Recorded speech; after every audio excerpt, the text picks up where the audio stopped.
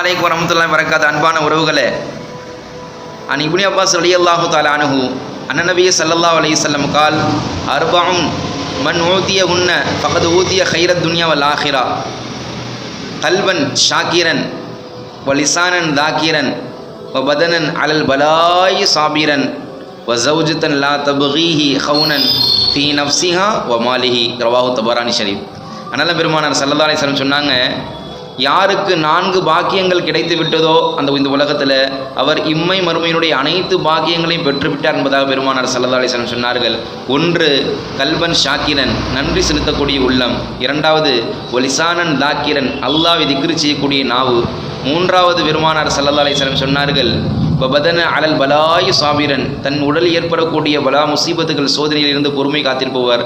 வ ஜௌஜத்தன் லா தப்கீஹி ஹவுனன் ஃபீ நஃப்ஸிஹா வ மாலிஹி வலா மாலிஹி.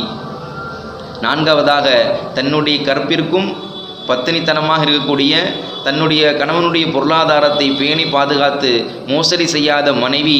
இந்த 4 பாக்கியங்களும் யாருக்கு கிடைத்து விட்டதோ அவர் இம்மை மறுமையினுடைய அனைத்து பாக்கியங்களையும் பெற்றுவிட்டார் என்பதாக அனல பெருமானார் ஸல்லல்லாஹு அலைஹி வஸல்லம் சொன்னார்கள்.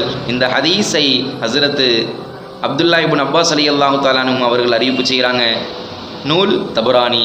அஸ்ஸலாமு அலைக்கும் வரஹ்மத்துல்லாஹி வபரகாத்துஹு.